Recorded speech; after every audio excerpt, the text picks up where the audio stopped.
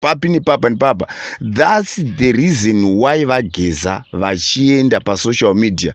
You cannot, alright, vongoenda votosvika ivo votanga kuenda paaction. People they don't know what is happening.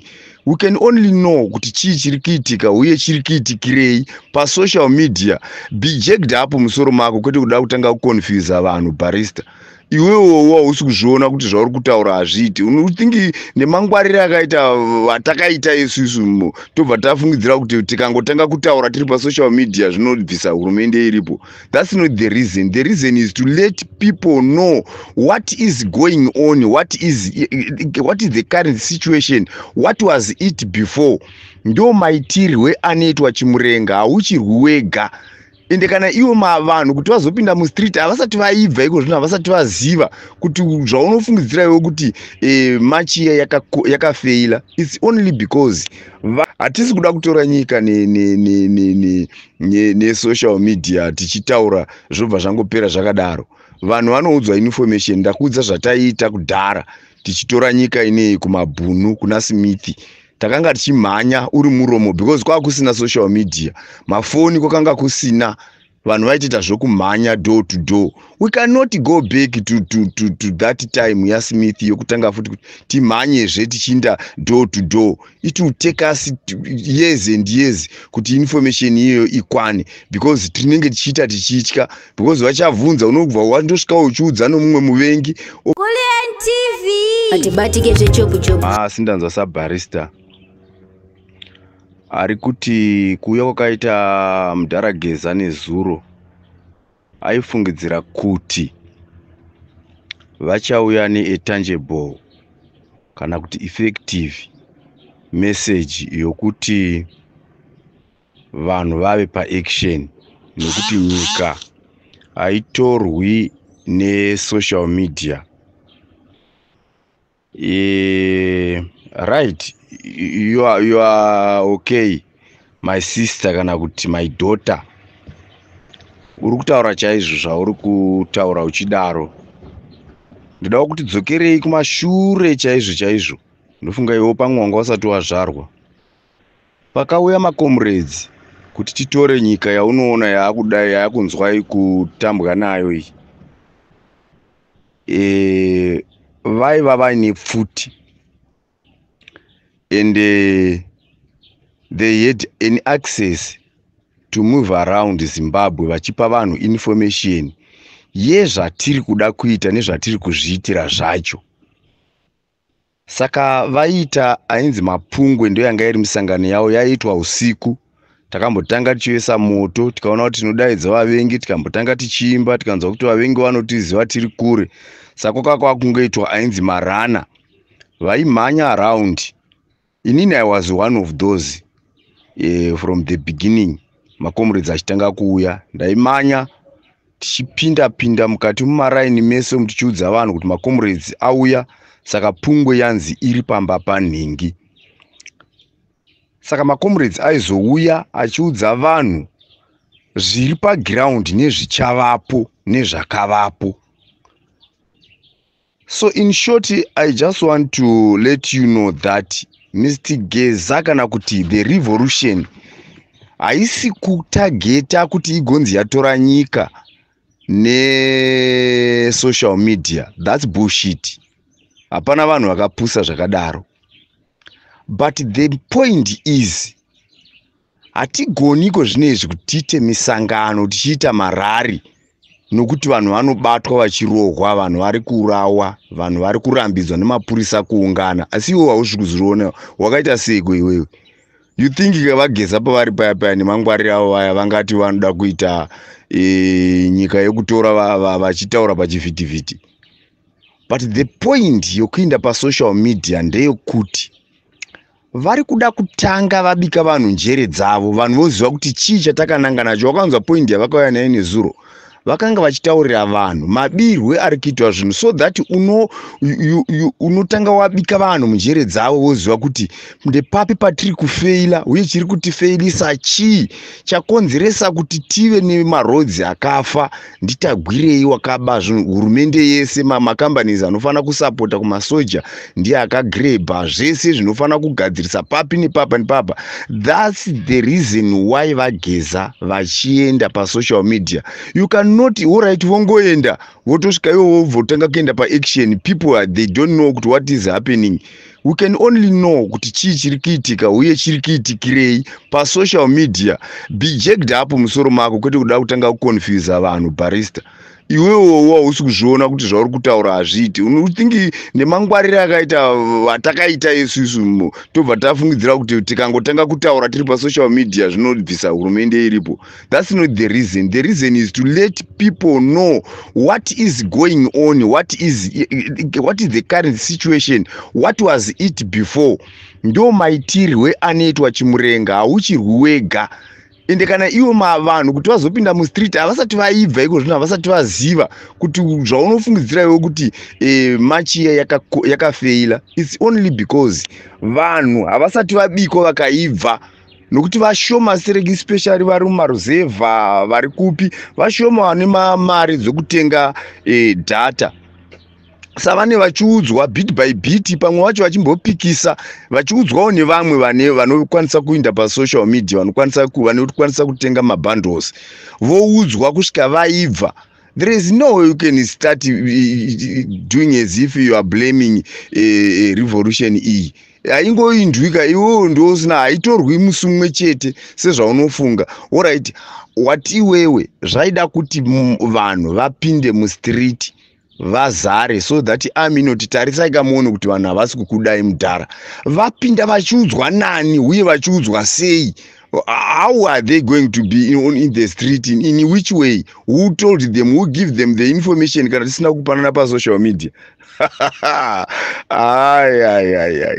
Hatisi kuda kutora nyika ne social media tichitaura zvobva zvangopera zvakadaro.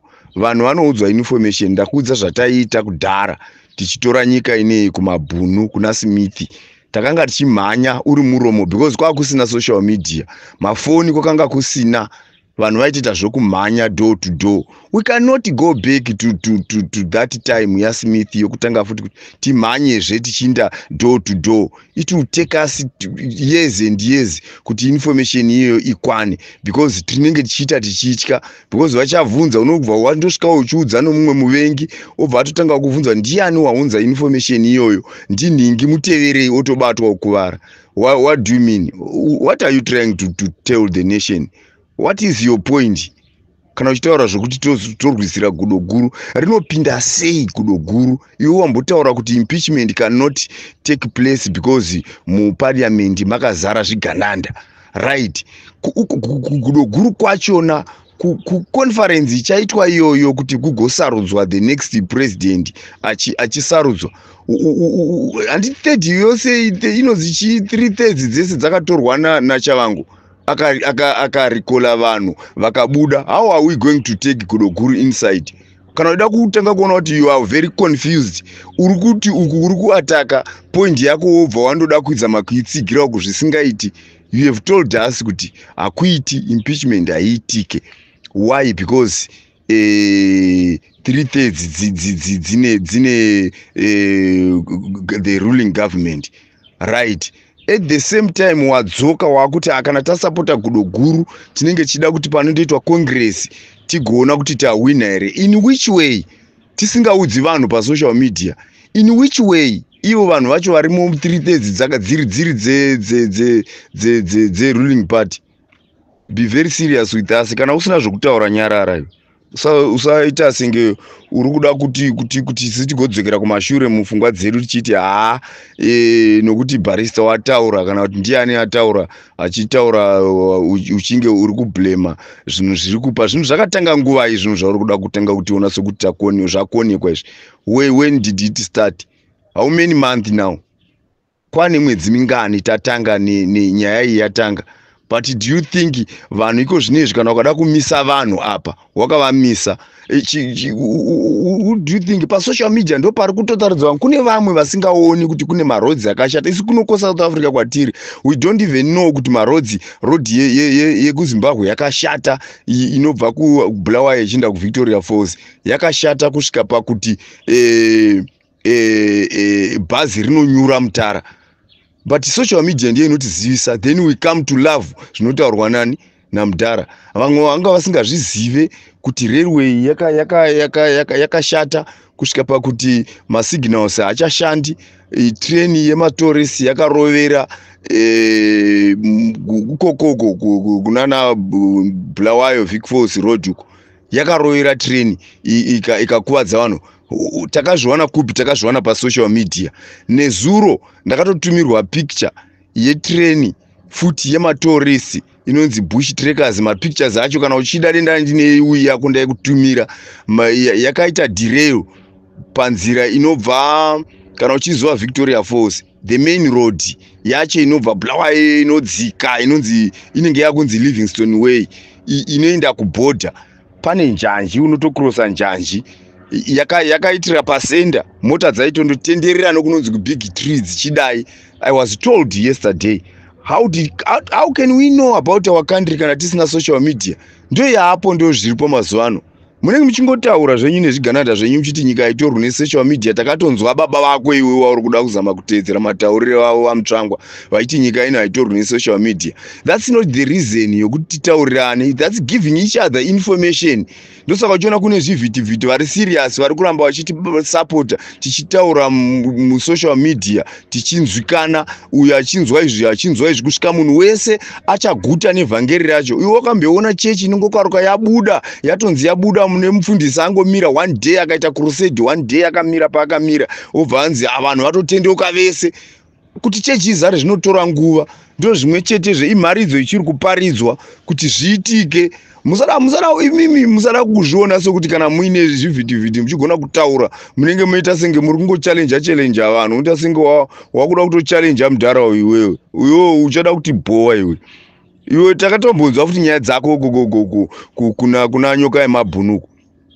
Uchingotaura unoda kutaurisa ndakanga ndazombopinda nichifungidzira kuti pamwe zvino musoro ukazotengesa waona kuti watengesa manje nyoka yemabhunu abatwa wakuda kutanga kutiudza zvokuti wabuda kana kuti waona kuti watengesa hatichakudi vhere buda.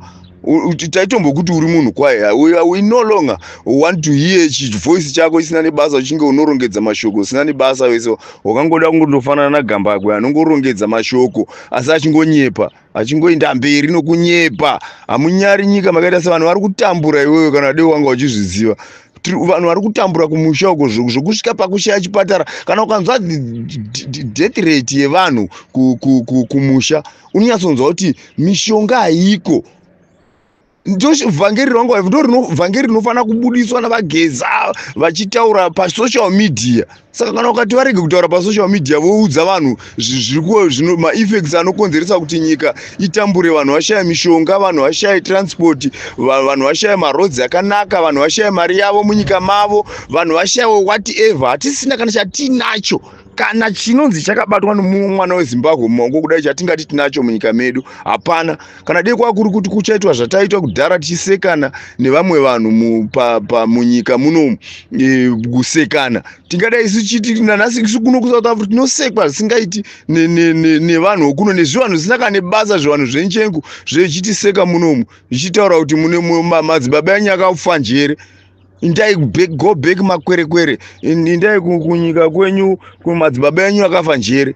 Tichitukwa nenzira iyoyo.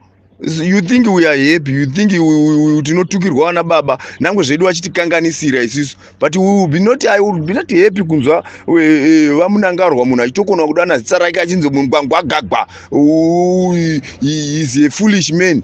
Ndinoziziva kuti inini ndenchizviziva izvo, but ndenda kuda kutorwa nomunhu because he is my leader at the moment. but zvatiri kuita izvi tichida kuti tibvise zvese izvozvo. We are not saying anyone must be killed, anyone must, zvese zvinotaurwawo zvimwe zvinenge dzashungudze vanhu zvokuti zvigananda ngazvisungwe, ngavaurawe, ngavadini, but our main point is kama resources iwayo asara zvishoma izvo zvatakasirwa, zvatiri kuzosirwa nemachina izvozvo, let's come together togara pasi tovaka nyika yedu nefarming yedu, tovaka nyika yedu takadai tichitozoenda kuna vamunangarwa kundosvika kuti baba pane chakadai chashata, uri kunzwa ndiri kutaura, iwe wototipawo mazano kuti aiwa dai muri vamwe maidai muchidai. Ndo zvatiri kuda kuti nyika yedu iyo, hatidi kuvengana sezvamunopota muchiita imimi vatsigiri vezvigananda. Imimi muri kutoda zviropa, isi tiri kuti aiwa ngatiite zvokuvaka, imimi muri kutoda zviropa. Nokuti wamangonzwa achitaura zviri against imimi hazvine mhosva kuti wadhotera mubhurugwa, vanhu vari kunyatsokunzwa kunhuhwa kwemadhodhi ako kuti ari kunhuhwa zvokureva kunzi vakuru mamadii kundogarira nechekoko munenge magarira sam, kuti vakuudze kuti ndiwo vaitira svina mubhurugwa, vane vachitonyara vokudza kuti ndofunga magarira svina yembwa dei mamaindawo kuno, wakutotanga kurwisana nevanhu ivavo. Iwe open up your minds, then you come to people uchivataurira zvakanaka. Usationa sevanhu vakapusa vanotaura kuti tinotora nyika nokupopota pasocial media. That's not the reason why. The reason why is we want to preach the gospel inosvika kuvanhu. There is no way watingatanga kuiita iko zvinezvi. Vunza vana Chamisa, uvunze vese vana Biti, uvunze vese vana uyu wokugara mujere nguva yakareba, muvunze kuti wakagarire mujere nguva yakareba wakwaGutu uyu anonzi aniko uyu ukugara akabuda mujere manje muvunze kuti wakanga abatirwei achizopinda mujere. Iye uyu alright, iyeye unomuziva iwe akabuda mujere manje akabuda uyu akabuda nokubatwa, hakuunganwi muZimbabwe. Iwe unozviziva, but unoita sokuti hausimo munyika macho, hamuunganwi zvokumhanya munomu. Wapiwa tsamba nemapurisa kuti yese endai munoita zvamunoda kuita, muite musangano wenyu. Same mapurisa unoaona achiuya akabata mabutton stick nematear gas okudispersai. So how can we preach our gospel to the people kuti vanzwe kuti zviri kudiwa ndezvipi, zvatiri kuda kuita iko zvino ndezvipi? Can we just go mustreet tongonoita vageza vongonoita vari one mustreet vasati vaudza vamwe? Vanovaudza through zvivhitivhiti, ndo technology yavako.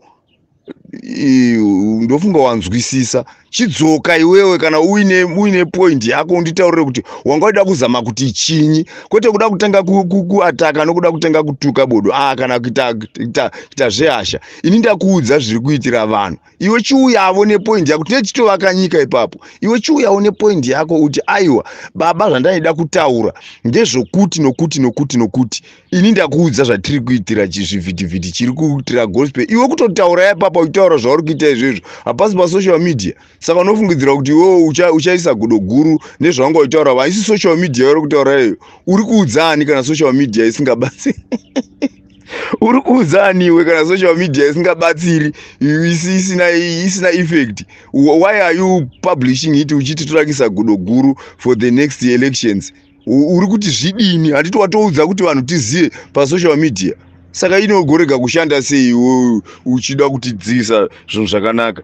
Ngatibatsirani kuvaka nyika iyi, ndeyedu. Ingakawana ZANU-PF ine point yokuti nyika inovakwa nevaridzi vayo nevene vayo, tisu vene vayo. Hatisi zvokuti kana isi tovakawo nerumwe rutivi imoti wavakire ipapo, yeti inini I am a Zimbabwean, ndiri 100%. I don't know kuti ndingati kubva rini kubvira rini tichingova muZimbabwean.